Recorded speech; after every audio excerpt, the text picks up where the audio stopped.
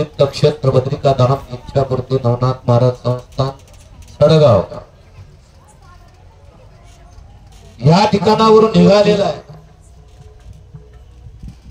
आणि उद्या म्हणजे कालच एकनाथ महाराजांच्या चरणाविंद झालेला आहे. कारण ही पुनीत पावन झालेली ही संतांची भूमी.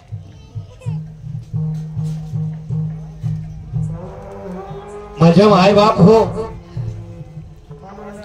इथं आल्यानंतर थोडी आपण या ठिकाणी काहीतरी उतराई म्हणून काहीतरी सेवा झाली पाहिजे आपल्याकडून.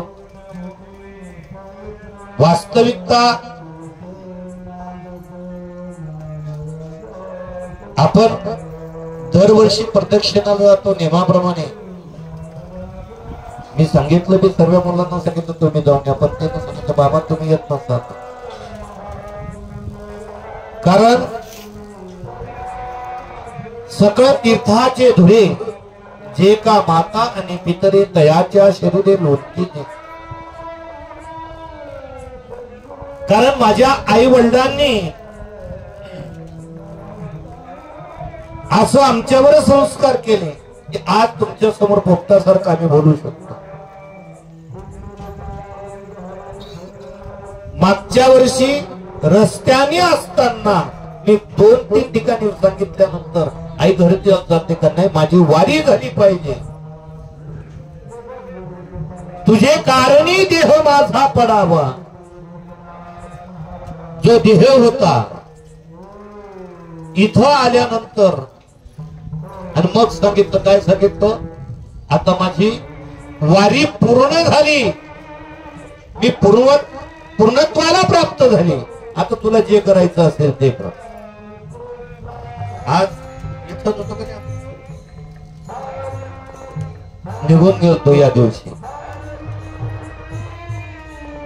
आणि उद्याचा जो दिवस आहे पर्व काळ, तो दिवस आईनं सुद्धा घेतला. दुपारी 3 ते 3:30च्या दरम्यान देह ठेवला आईने. आणि त्या ठिकाणी मी ज्या वेळेस आत गेलो त्यावेळेस आईचा जप चालू होता, ओंकाराचा जप चालू होता आईचा. वडिलांनीही दुवादशी पर्व काळ, कारण साधू जे असतात ते पर्व काळ निवडत असतात. आणि जो दिवस साधू जातात तो दिवसच पर्व काळ होत असतो. म्हणून माझ्या राजा हो, कारण तिनं एवढं घडवलं आम्हाला. एका वेळेस असा प्रसंग आला माझ्या राजा हो, लहान होतो मी. लहान असताना त्या ठिकाणी कांदे बटाटेवाला विकण्याकरता याला गावामध्ये धुळ्याला राहत होतो आम्ही. तिथून एक कांदा आणि एक बटाटा घेऊन आलो घरी. काय आणला? एक कांदा आणि एक बटाटा घरी आणला. आई जवळ दिला मी. कशामुळे सांगतो, लक्ष देऊन ऐका. तिने काय म्हणावं, काय म्हणावं, चांगलं झालं आणला. तिने लगेच मला इथं गालाला धरलं, मारलं तिनं आणि सांगितलं, ज्या कांद्यावाल्या बटाट्या जिथून उचलून आणला त्याच्याकडे जा, त्याची माफी माग कान धरून. याच्या पुढे मी कधीच करणार नाही, तर तुला जीव देईल नाही तर जेवणार, तुला जेवण देणार नाही. आणि त्यावेळेस जर तिनं जर मला काय केलं असतं, माफ केलं असतं, चांगलं झालं भाऊ, तर आज कोणत्या पदावर गेला असतो मी, कुठं राहिलो असतो. तिची जी शिकवण आहे त्यावेळेची शिकवण त्या दिवसापासून आजपर्यंत लक्षात ठेवलं, कधीही आपण दुसऱ्याची वस्तू आणायची नाही, ही शिकवण होते. आणि सर्व काळ का घेणारा नाही, तिथं एकच देव भगवत प्राप्ती करता लागला पाहिजे. बाबा चिंतन झालं पाहिजे. रात्री एवढा त्रास होता तरी तिने सकाळी काकडा केला. पहाटे 4 वाजता म्हणे बाबांना फोन लाव. मला फोन केला. डॉक्टर त्या ठिकाणी बोलायला लागले धीरे धीरे काकडा करत म्हणे, जोरात नाही करायचा, आपण धीरे धीरे काकडा करायचा. काकडा सुद्धा केला, हरिपाठ काकडा केला. एवढं सामान्य आहे का? कष्टामुळे सांगतात. म्हणून माझ्या राजा हो, विचारसरणी जी होती माझी मनात ते विचार जात नव्हते. दुपारी भरपूर प्रयत्न केला, कालपासून विचार करतो किती मी भाग्यवान आहे, माझा परिवार किती धन्य आहे. कारण ज्यांच्या उदरी मी जन्म घेतला, निष्ठतेने वडिलांनी जी सेवा केली, तिनं आयुष्यभर काय केलं, वडिलांच्या कुठं जरी त्या ठिकाणी कमी पडत असेल तरी ती पूर्णत्व करायची. त्या ठिकाणी काही जरी घरामध्ये कमी अधिक जरी झालं तर कधीच माझ्या वडिलांना आजपर्यंत सांगितलं नव्हतं. जोपर्यंत आमचे बापूजी होते, अख्खा संसाराचा गाडा तिने ओढला. म्हणून माझे वडील महात्मा झाले. ज्या अर्थाने 1 वर्षात मी पोरका झालो, वडील गेले तेव्हापासून. माझ्या राजा हो, म्हणून प्रमाण आहे, गेले दिगंबर विश्वर विभूती, राहिल्या त्या कीर्ती जगा माझी. कारण जे शिकवण आहे, आणि आज सुद्धा जाण्याच्या टायमाला त्यांनी जे सांगितलं त्याच्या त्याच आचरण्यावर मी चालू. वडील जे जे करती तया नाम धर्म ठेवती, त्यांच्या साहित्य मी चालण्याचा प्रयत्न करतोय माझ्या राजा हो. आणि मला खरंच त्यांचं पाठबळ आहे. आणि त्या परत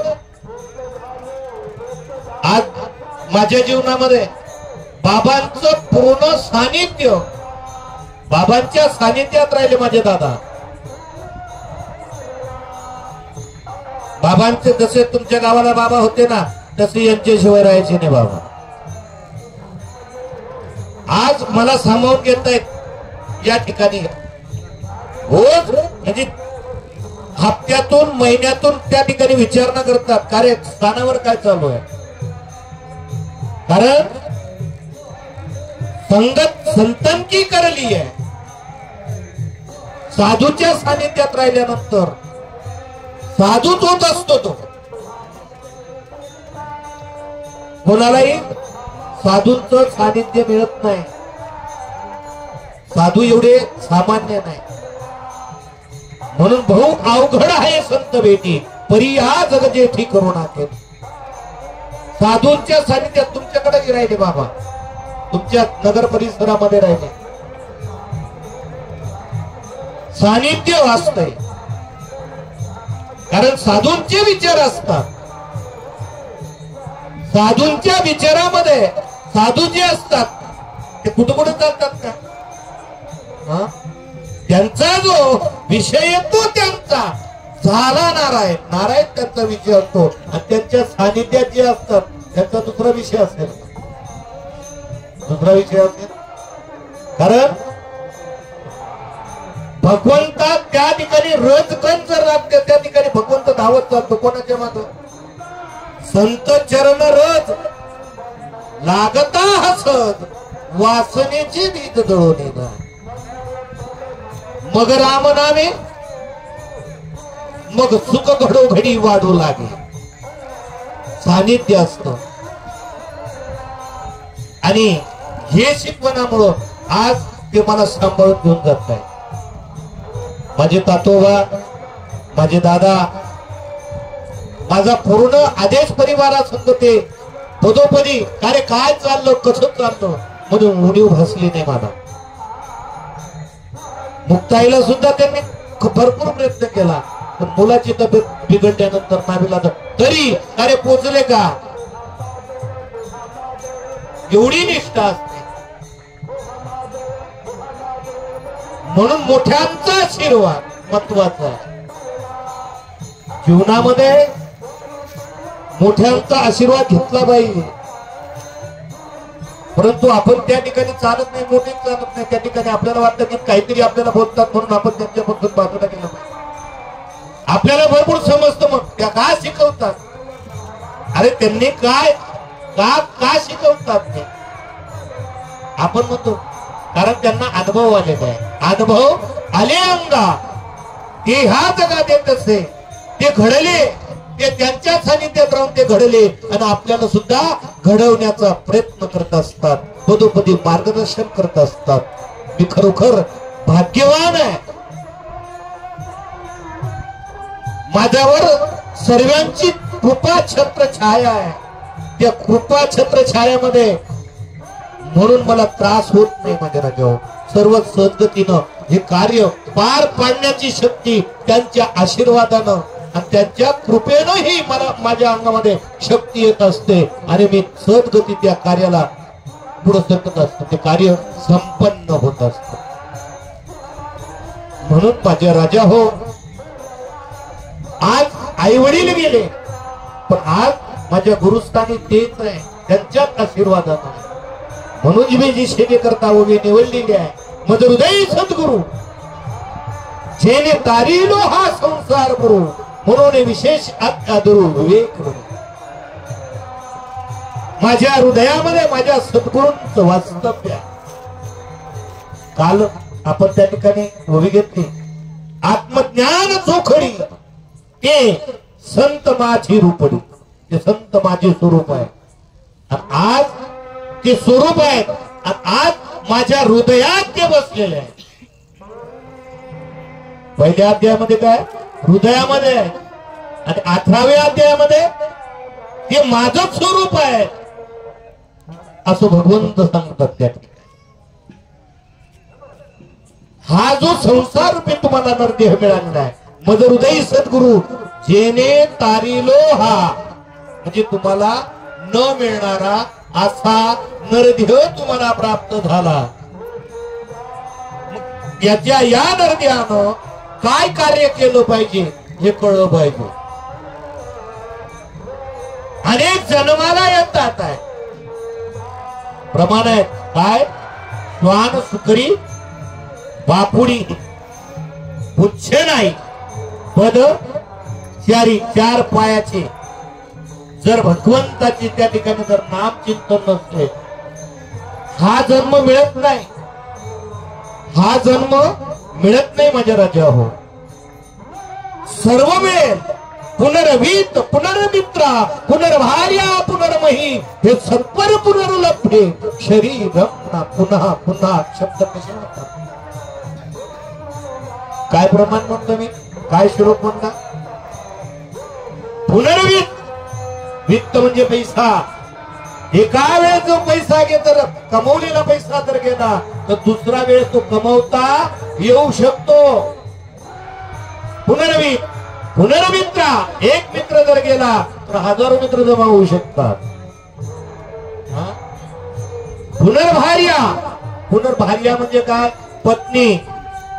एक पत्नी जर गेली तर दुसरी करता येऊ शकेल, पण पुनर्भार्या पुनर्मही हे पुन्हा पुन्हा करता येईल.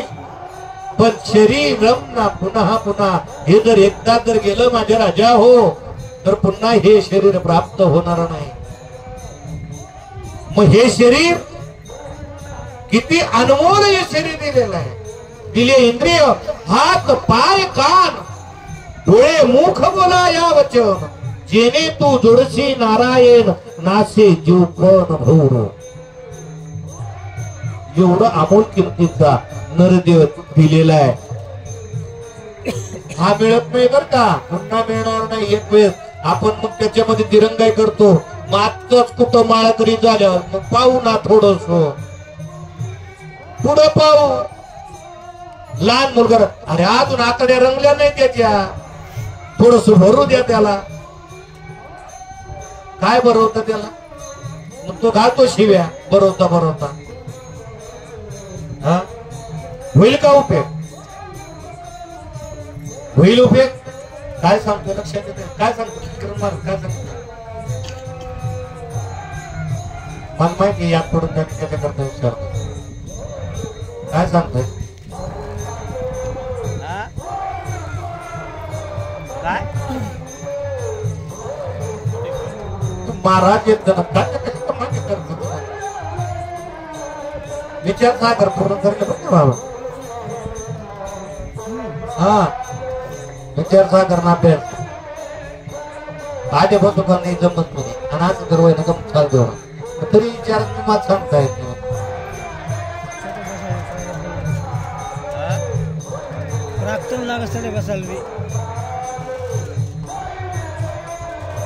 आता करणार नाही. अजून फार वेळ आहे. म्हातारपणी करू करणार का तू? अरे म्हातारपणापर्यंत तू जगणार आहे का? त्यावेळेस अशी परिस्थिती होते. नाक मुख गळू लागले. लाळ आणि शंभूड श्वाना परी गती झाली. अवघे करती हाड हाड. त्या ठिकाणी सांगतात पुढे दुखतो. आणि त्या ठिकाणी स्वतःची पत्नी त्या ठिकाणी काय म्हणते? बाईल म्हणे खोर मरता तरी बरे. तुम कोण या घरे नाशियली. काय पत्नी तुमच्या विना मी एक घास खाणार नाही. ती काय म्हणते? फिरड आमचं फिरड कुठं बी फुटत. खर खर म्हणजे काय? गाढव. जी पत्नी आहे आपला जीवा फार तुमच्यावर प्रेम करते ती काय म्हणते? गाढव आहे माझा मालक गाढव. बाईल म्हणे खर. खर म्हणजे गाढव. मरता तरी म्हातारला मरत बी नाही. मग त्या टायमाला भजन होईल का? त्या टायमाला राम म्हणतायत का? त्या टायमाला लांब लांब. अरे लांब काय? लांब म्हणतो तर लांबच तर आहे. कशाला काही देव जवळ घेईल का? मग याला सुरुवातीपासून करावं लागतं. ज्या दिवशी तुम्ही गळामध्ये तुळशीची माळ घालाल त्या दिवशी तुमचा जन्म झाला असो. म्हातारपणे जर घातली तर त्या दिवशी तुम्हाला जन्माला आणणार. जेवढ्या लवकर करावी तातडी परमार्थाची. आयुष्य जात आहे भरपूर प्रमाणे. आयुष्य जात आहे पा काळ जपत सेमा सो हिताचा गोरवा. ध्याने राहा श्रीहरीच्या संत चरणी भाव धरा. क्षणोक्षणा नामस्मरा मुक्ती सायू जता वरा. हेची करा बाप्पा. विष्णुदास विनवी नामा भुलू नका भव कामा. धरा अंतरी निज प्रेमा. निज म्हणजे शुद्ध डवळ डवळ नाही. निज प्रेमा. निज म्हणजे झोपणे नाही. निज म्हणजे शुद्ध. निज प्रेमा न चुका नेमा हरी भक्ती. धन दारा पुत्र जन बंधू सोये रे पिसून सर्व मिथ्याय जाणून शरण रे भादेवास. काय माझ्या संत महात्म्यांनी काय केलं ना आपण काय करतो? हा संसार या देहाला संसार म्हणलेला आहे. माझ्या माऊलीने संसार केला नाही. मी बऱ्याच वेळ सांगून गेलो. अवघाची संसार सुखाचा करीन आनंदे भरीन. मग इथं सुद्धा मज हृदयी सद्गुरु जेने तारिलो हा जो मिळालेला हा संसार पुरु म्हणून विशेषात्यादो विवेक. संसारू शब्द किती ठिकाणी वापरला? नाही तरी संसार जाईल लया. माऊलींचा अभंग आहे. हा जो अभंग आहे माऊलींचा आहे. हे साते आली अभंगा सारंदरू. नाही तरी संसारू जाईल लया. हा देहरूपी तुम्हाला जो मिळालेला आहे याला काही ठिकाणी संसाराची संज्ञा दिलेली आहे. काही ठिकाणी गोधडी काही ठिकाणी चादर. संतांनी गोधडीचं पण रूप केले. ही गोदडी झाली जुनी, हिला धवून आणा कोणी, हिला कोणाकडे घेऊन जावं लागतं या गोदडीला? संत महात्म्याशिवाय हिची खोर कोणी काढत नाही. या गोदडीला शुद्धता प्राप्त होणार नाही. संतांचं सानिध्य जोपर्यंत नाही तोपर्यंत ही गोदडी जुनीच राहील. हा जो आपण करतोय हा प्रपंच आहे. आपण जो करतोय प्रपंच, आणि आपण त्या याला काय म्हणतोय? पण आपण प्रपंचाला काय म्हणतोय? संसार म्हणतोय. गाडगे टिपणे डबडे याला आपण काय संसाराची चोट नाही जोडतात. परंतु हा प्रपंच आहे. प्रपंच हो सर तुझे पायी चित्त बुडो. म्हणून बारीक लक्षण आहेत माझ्या राजा हो. कारण हा जो देह आहे, बऱ्याचशा ठिकाणी माऊलींनी संसार हो, आता या ठिकाणी बी, आणि अवघाची संसार सुखाचा करीन आनंदे भरीन तिन्ही लोके.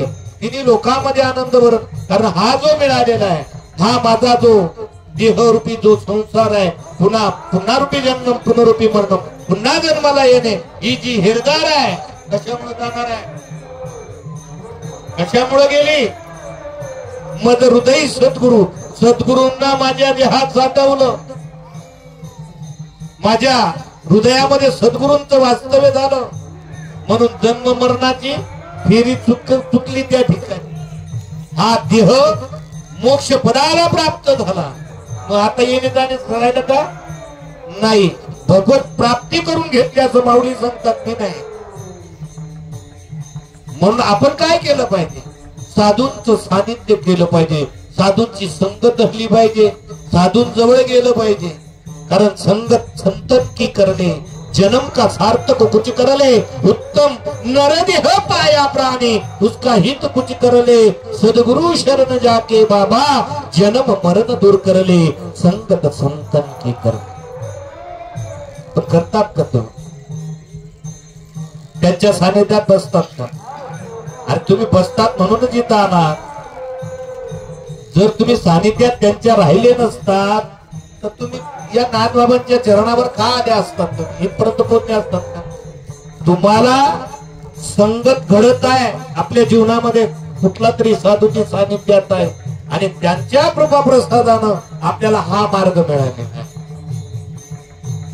पण तो आपण सोडू नये. आज आपण नाथबाबांच्या दरबारात आले. नाथबाबांची गुरूंची एवढी सेवा केलेली आहे, कोणीच करू शकत नाही. नाथबाबांनी जी सेवा केलेली आहे कोणी करू शकत नाही. नाथबाबांच्या गुरुला खोकलायचे नाही. जो बेडखा पडायचा, जी थुंकी पडायची, ते एका भांड्यात असायची आणि नाथबाबा डोळे लावून घेऊन घ्यायचे. कोण घेणार आहे? घेईल का कोण? घेतील का? करतील का? तेवढी असं पाहिल्यानंतर केळच येते. एवढं सोपं आहे का? मग त्यांना दत्त बाबा काय फुकट प्राप्त झाले का?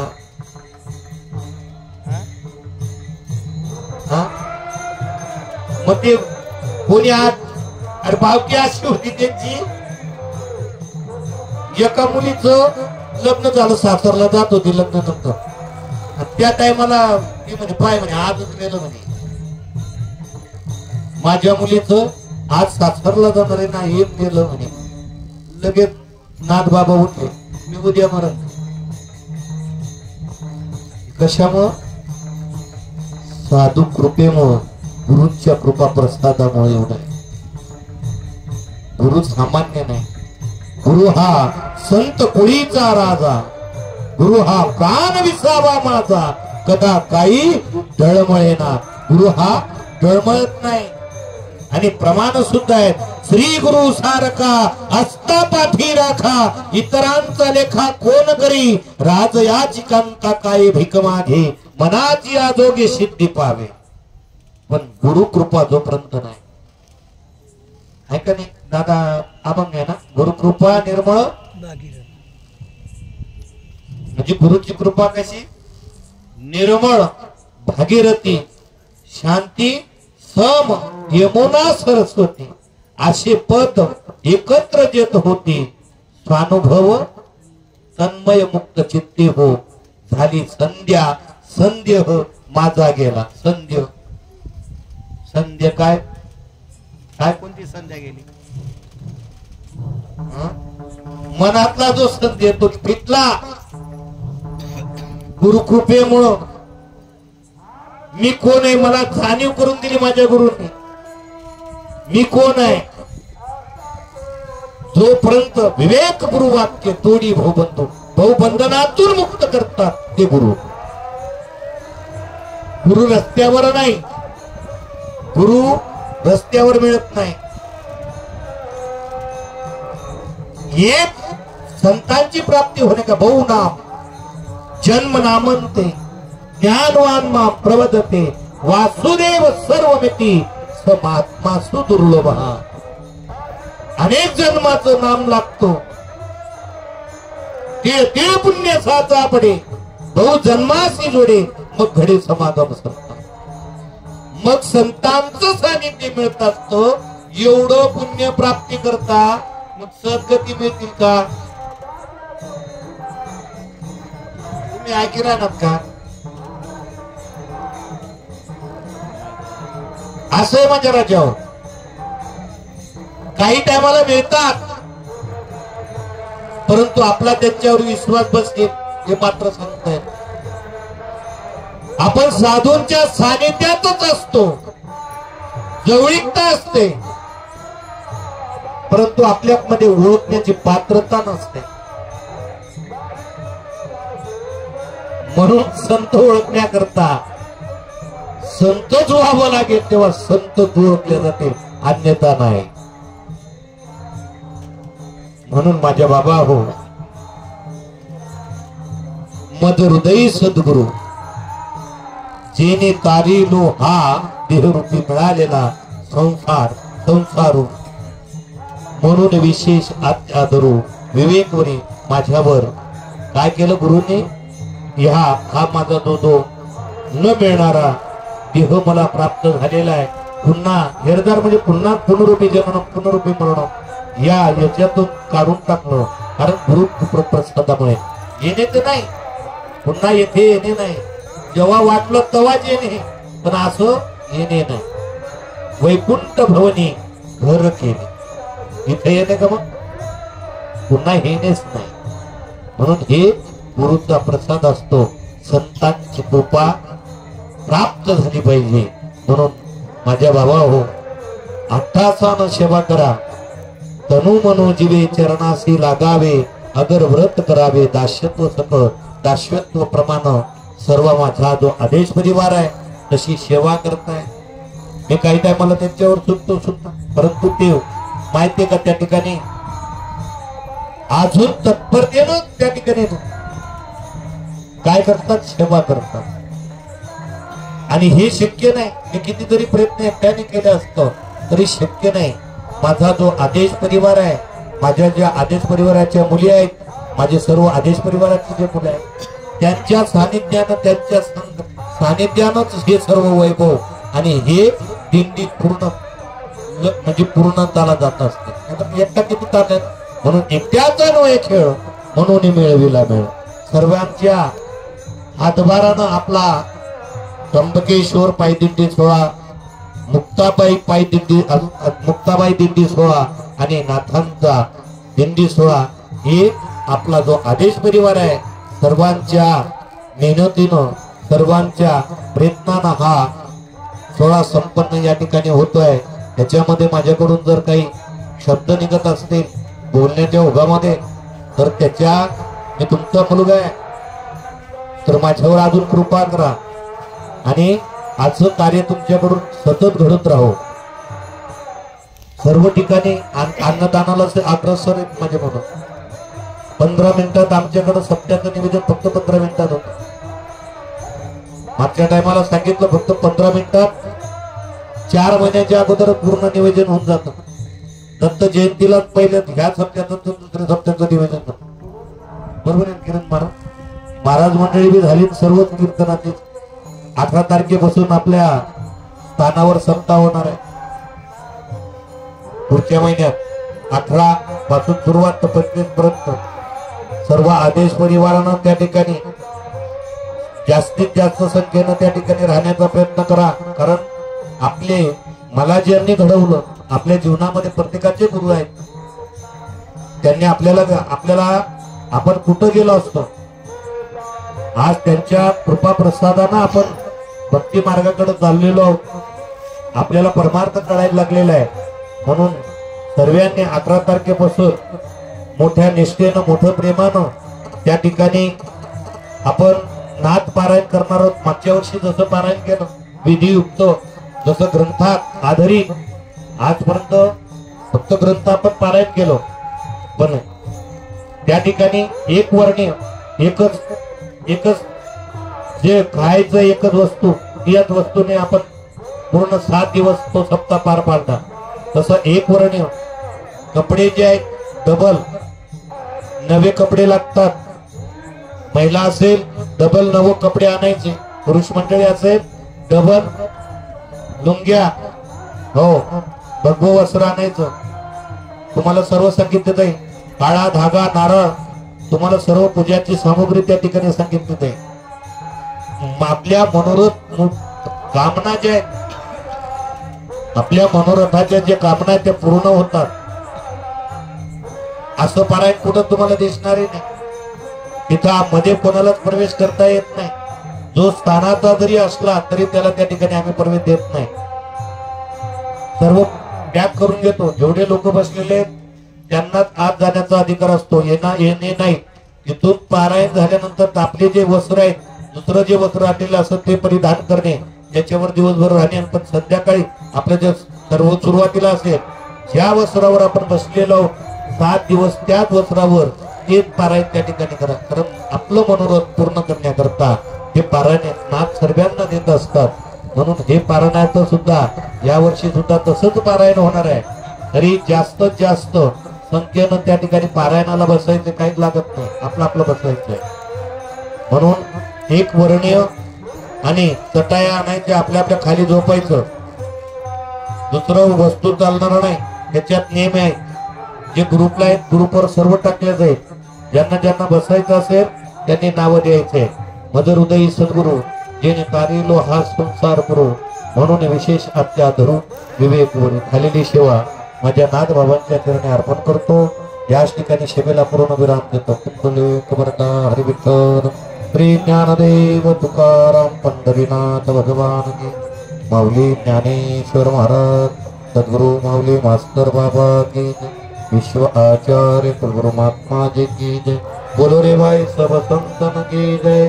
श्री गुरुदेव दत्त श्री गुरुदेव दत्त श्री गुरुदेव दत्त. आलोक निरंजन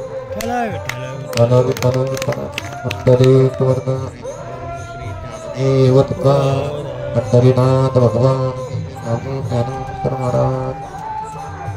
15 ते 20 मिनिट सांगितलं तेवढं घेतलं ना पाहायला.